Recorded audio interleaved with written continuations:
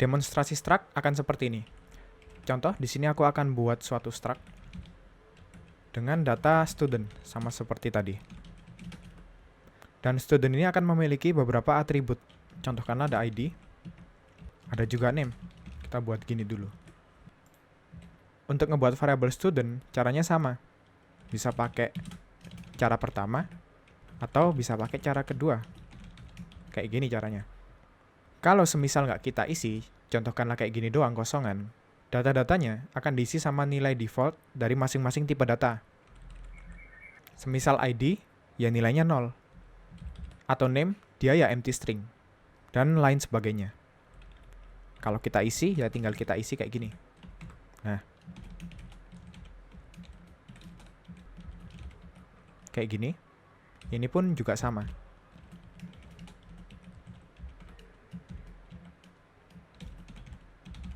Nah, kayak gini. Lalu, kalau kita pengen akses data-data di dalamnya, ya kita tinggal buat kayak gini. Atau std2.name. Nah, apabila kita jalankan, dia akan ngeprint kayak gini. Lalu student itu juga dapat memiliki metode atau behavior. Contohnya, semisal kita pengen mendapatkan representasi string dari studentnya ini. Kita bisa kasih get string gini. Dan dia return string. Contoh, kita bisa buat kayak gini. Pakai sprintf agar kita bisa pakai template. Nah, kayak gini. Terus, untuk akses data-data di dalam struct, kita perlu receiver kayak gini. Nah, kita bisa pakai receivernya s. Misalkan ID sama s.name. Tapi karena ID itu integer, kita ganti ini menjadi D. Seperti ini, dan kita bisa tes dengan get string. Ini juga get string. Nah, dia akan di-print representasi string kayak gini. Lalu struct kita bisa pakai juga sebagai argumen dalam suatu function ya. Semisal di sini sudah ada function gitu.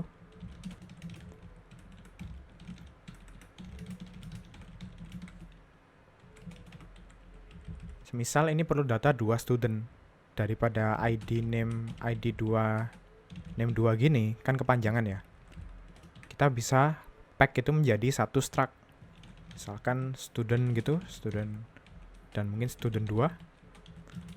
Nah, sehingga ini cuma ada 2 argumen. Bentuknya struct. Terus kita bisa akses kayak gini kayak biasa. Nah, contoh aksesnya kayak gini. Dan ini bakal lebih compact dan lebih maintainable, bisa lebih dibaca daripada kalau argumennya panjang dan banyak. Jadi itu manfaatnya kita pakai struct. Seperti bahasan tadi juga, struct bisa kita nested.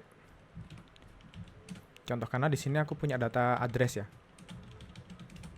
Ada ID, name, city, dan province seperti ini. Dan student itu kita bisa tambahkan address gini. Ini agar namanya nggak tumpuk, struct-nya aku ganti ke address data. Nah, kayak gini. Terus di sini aku bisa buat kayak gini. Nah.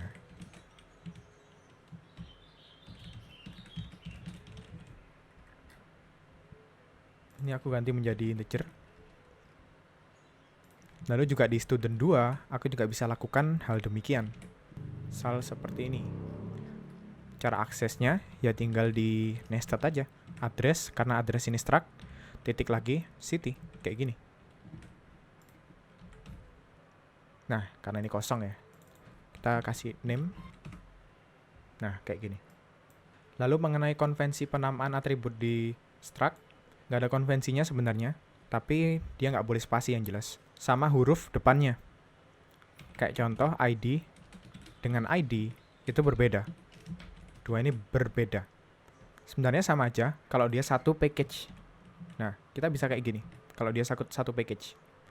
Tapi, semisal aku pindahkan kayak gini.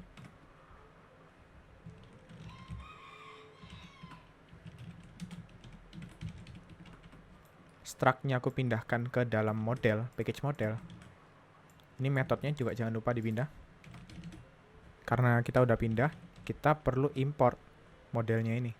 Ini sesuai nama modul kalian ntar.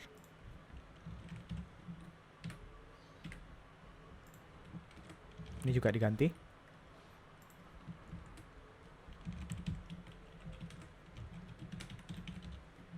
Nah, kayak gini. Tapi masalahnya, apabila kalian cek di sini nih, nah, unknown field ID instruct literal. Golang nggak bisa membaca si ID-nya ini, padahal ID-nya ada. Kenapa bisa begini? Karena apabila kita buat suatu atribut dengan huruf depannya itu huruf kecil kayak gini, ini akan dianggap sebagai atribut private. Kalau kalian sudah pernah belajar OOP, entah mungkin C#, Java, atau apapun itu, kalian pasti nggak asing sama class private, public, protected, dan lain sebagainya. Di Golang juga bisa kayak gitu. Tapi dia ada di level package. Dan yang bisa digitukan, itu nggak hanya struct-nya aja. Kalau struct-nya ini aku ganti sebagai S kecil gini maksudku, dia nggak bakal bisa diimpor. Nah, sama. Begitu juga dengan atribut yang ada di dalamnya. Kalau ini I kecil, dia nggak akan bisa dideteksi sama Golang apabila dia lintas package. Misalkan aku ganti kayak gini. Nah, dia nggak akan bisa dideteksi. Karena ID itu merupakan atribut private yang cuma bisa diakses pada package yang sama. Kalau aku coba akses di sini, nah dia bisa. Nah, mungkin aku kasih kayak gini. Nah, dia bisa, aman. Tapi kalau udah dibawa keluar package main, dia nggak bisa diakses kayak gini. Jadi seperti itu untuk public dan private atribut. Terus terakhir, seperti kataku tadi, hati-hati kalau pakai struct pointer, dan ini sering terjadi ya. Struct pointer, itu ya kita bisa define kayak gini, bintang kayak gini. Gampangnya lagi adalah kalau kita pakai struct, kita bisa define secara inline kayak gini. Jadi nggak perlu buat variable lain untuk mereferensikan si struct yang hendak kita assign. Nah, jadi bisa langsung kita ambil pointernya, model.student, bla bla bla bla bla kayak gini. Lebih enak. Dan cara aksesnya pun juga sama ya. Seperti ini. Kalau kita jalankan pun juga bisa, sama aja. Masalahnya, kalau ternyata si struct-nya ini bernilai nil, ini kan nil ya. Kayak gini nil. Kita run. Dia akan panic. Karena secara default, si student ini, dia akan bernilai nil apabila dia pointer. Dan kalau std ini pointer nil, dan kita coba akses atribut yang ada di dalamnya kayak gini, nggak akan bisa, bakal error. Karena nil, nggak ada value-nya di dalam memori. Dan kenapa kita perlu pointer to student kayak gini? Karena agar lebih efisien ya. Biasanya ini berguna kalau kita coba passing si struct-nya itu tadi ke dalam function lain. Katakanlah struct-nya itu go_day, dan kita pass ke function lain. Karena go itu secara nature-nya dia pass by value, dia akan mengcopy semua data yang ada di dalam struct ini ke variable function yang baru. Nah, ini kan akan menjadi masalah efisiensi kan. Makanya pointer to struct kayak gini sangat membantu untuk melakukan efisiensi memori agar nggak ada alokasi memori yang berlebih. Oke, seperti itu. Sekian dari demonstrasi untuk struct ini.